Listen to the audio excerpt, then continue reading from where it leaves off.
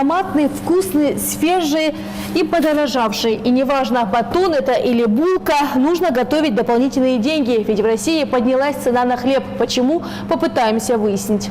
Все по цепочке, говорят эксперты. Подросла цена на зерно, следовательно, на муку и, разумеется, на хлеб. Цены подскочили буквально за неделю. В республике пекарень много, где производят самый разнообразный ассортимент продукции. Как отмечают производители, цену подняли по необходимости, ведь рынок диктует свои правила. На муку добавили, на зерно добавили деньги, поэтому 17 рублей у нас хлеб стоит сейчас. А сколько стоил раньше? 16.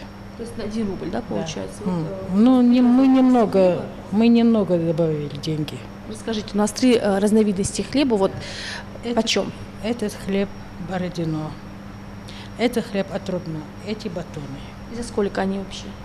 Это 17, это 18, это 13 рублей. Впрочем, это здесь у производителей, но в магазинах, конечно, придется платить чуть больше. Цены такие же разные, как и разновидность хлеба. Средняя цена за хлеб в Ингушетии 18 рублей, вот за такую булку. Конечно, еще недавно его можно было купить за 17 рублей. Цена, конечно, поднялась незначительно. К примеру, вот за такой круглый хлеб придется заплатить 26 рублей, а еще недавно он стоил 25.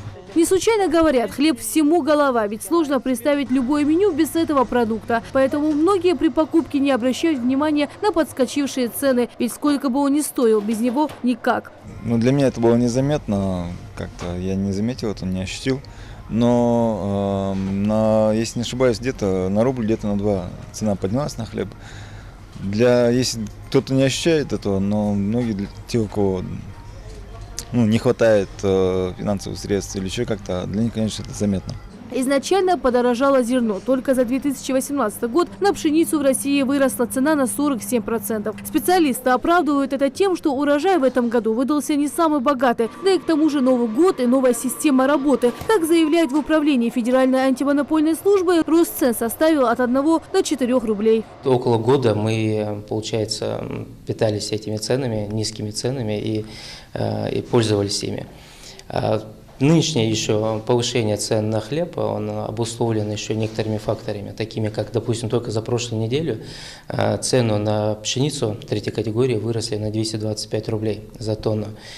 Плюс еще НДС, который с этого года вырос на 2%, тоже туда вот легло. И плюс незначительно все-таки повышение на горюче-смазочный материал, что, естественно, влияет на доставку, на стоимость доставки. На ценовую политику влияет и то, что многие производители сами же реализуют свою продукцию, поэтому и цены у многих заметно ниже, чем в магазинах. Если эти цены будут повышены от производителя, и у этого производителя будет доход за прошлый год более 400 миллионов рублей, тогда мы его объявляем, анализируем рынок, соответственно, объявляем, что он занимает доминирующее положение, и, соответственно, можно включить сам механизм антимонопольного реагирования. Так или иначе, большего скачка цен на хлеб не предвидится. За этим будут следить ответственные службы. Лена Цычоева, Майрбек Миржоев, Новости 24.